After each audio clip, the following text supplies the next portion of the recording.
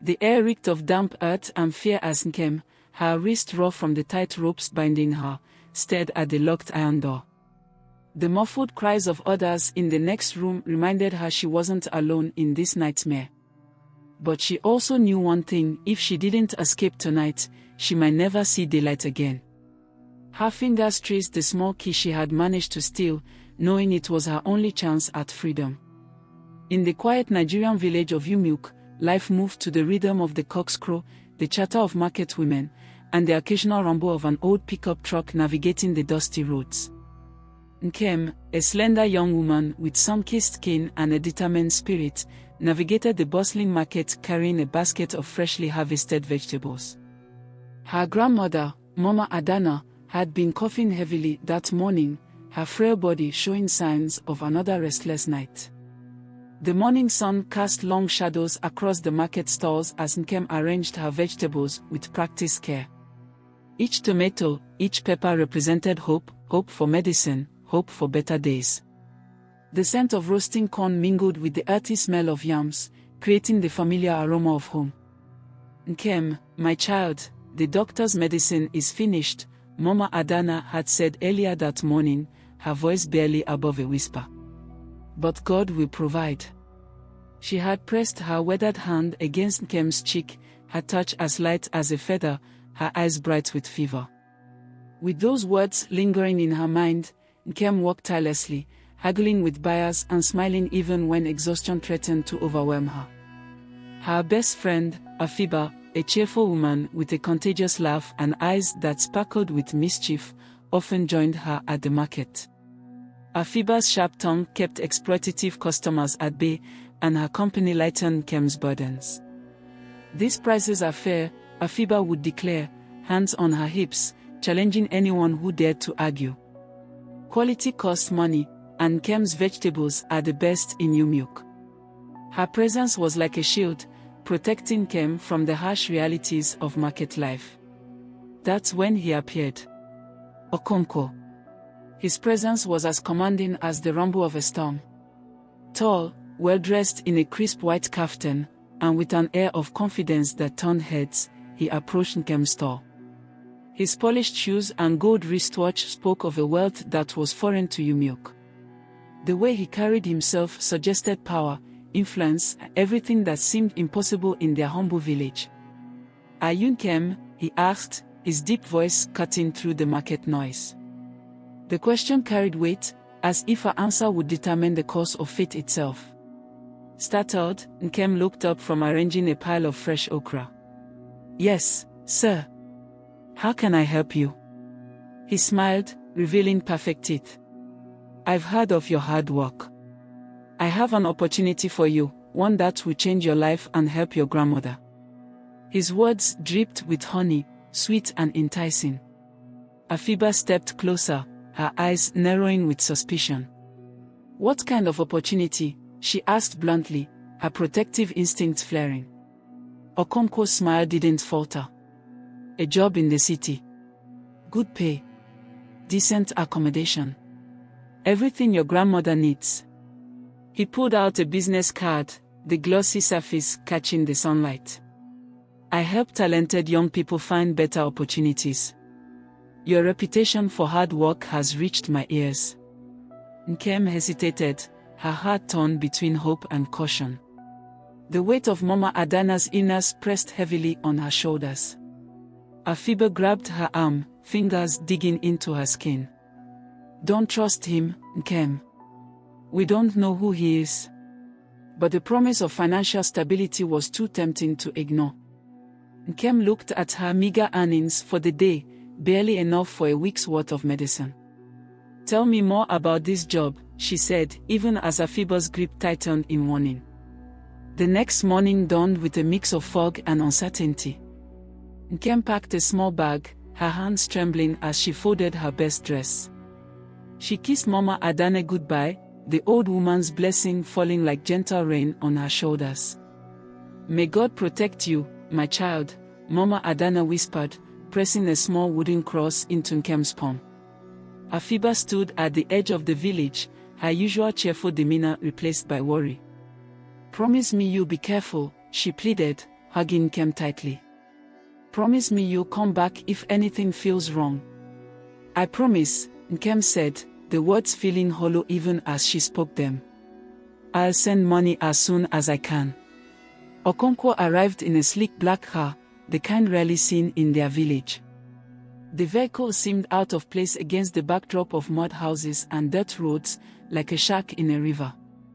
As the car sped away, Nkem looked out the window, watching the familiar sights of Yumuk fade into the distance. The towering Iroko trees, the village square where children played, the small church with its tin roof, all disappeared like morning mist. Her first impression of the city was overwhelming. The skyscrapers reached toward the heavens like modern-day towers of Babel, their glass surfaces reflecting the harsh sun. The chaos of traffic, the endless streams of people, and the constant noise made her feel small and out of place. Everything moved too fast, too loud, too bright. Okonkwo took her to a modest apartment in a neighborhood that seemed to exist in the shadows of the gleaming city center. He handed her a stack of cash, the notes crisp and new. "For your grandmother," he said, his voice gentle but his eyes cold. "Your work begins tomorrow." That night, alone in the strange room, Nkem counted the money with trembling fingers. It was more than she would make in 3 months at the market. She sent a quick prayer of thanks heavenward, ignoring the small voice of doubt that whispered in her mind. But the next day brought confusion and terror.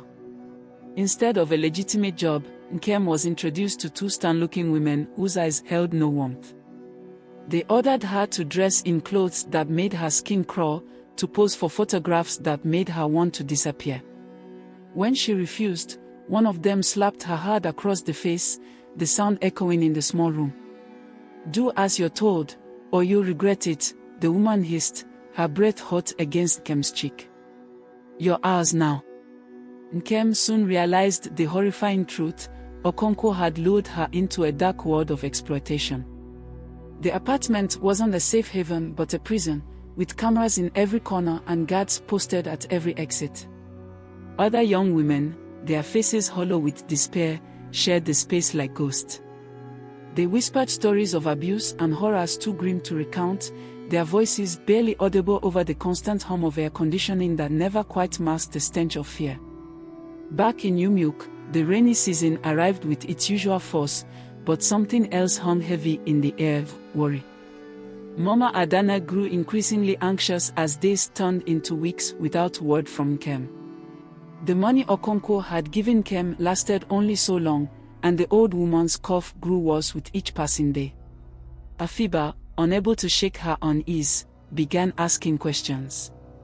She visited neighboring villages, showing Okonkwo's business card to anyone who would look. She discovered that no one in the village knew much about him, though the elders whispered of a man who had once lived among them but had vanished after being accused of unspeakable crimes. "The devil wears many masks," one elder told her, his roomy eyes filled with concern. "And the brightest smile often hides the darkest heart." "We need to find her," Afiba declared to Mr. Chokuma, the village's only secondary school teacher. Her resolve was firm, her voice steady despite the fear that clutched at her heart. Mr. Chokuma, a quiet man who had always shown kindness to his students, listened to Afiba's story with growing concern. "This sounds like something I've read about," he said, pulling out a worn newspaper. "There have been reports of young women disappearing across different states." With his help, Afiba managed to gather enough money to travel to the city. The entire village contributed what they could, a few naira here, a few there. Even the market women who had once competed with Nkem gave what they could spare. Meanwhile, Nkem's situation grew increasingly dire. Okonkwo's true nature revealed itself in stages, like a venomous snake slowly uncoiling. He operated a sophisticated network that trafficked young women and harvested organs for profit, using legitimate-looking businesses as fronts for his operation. Days blurred into nights as Nkem plotted her escape, enduring unimaginable horrors but clinging to the wooden cross her grandmother had given her. She learned to be invisible when necessary, to observe without being noticed. She mapped the guards' routines in her mind, noted which ones were cruel and which ones might show a moment of weakness. One night, she overheard a conversation between Okonkwo and his associate about a shipment to another country. The words made her blood run cold. They were planning to move several girls, including her, to a location where they would never be found. Fear gripped her, but it also gave her clarity. She knew she had to act fast. Using a small piece of wire she had carefully pried from a broken window frame, she began working on the lock of her room during the quiet hours of the night. Afiba's determination led her through the labyrinthine streets of the city, following leads that often led nowhere. But fate has a way of rewarding persistence. Through a chance encounter at a local church, she met James, a journalist who had been investigating Okonkwo's activities for months. "These people are dangerous," James warned, showing her files of missing persons reports and suspicious financial transactions. "But if what you're saying is true, this could be the break we've been waiting for." Together, they located the apartment complex where Nkem was being held. The rescue mission was risky, involving a daring plan and the cooperation of a few brave locals who had lost their own daughters to trafficking. When Afiba finally burst through the door and saw Nkem's bruised and terrified face, tears streamed down her cheeks. "We're taking you home," she said, her voice breaking with emotion. But their escape wasn't smooth. Okonkwo and his men gave chase, leading to a dramatic confrontation at a bustling market. In the chaos, it was Mama Blessing, a market woman who had lost her own daughter years ago, who turned the tide. With a heavy wooden pestle in hand, she struck Okonkwo from behind as he cornered Nkem and Afiba. Back in Umuk, Nkem's return was met with a mix of joy and sorrow. She bore scars, both physical and emotional, but she was alive. Mama Adana held her tightly, whispering prayers of gratitude, her tears falling freely.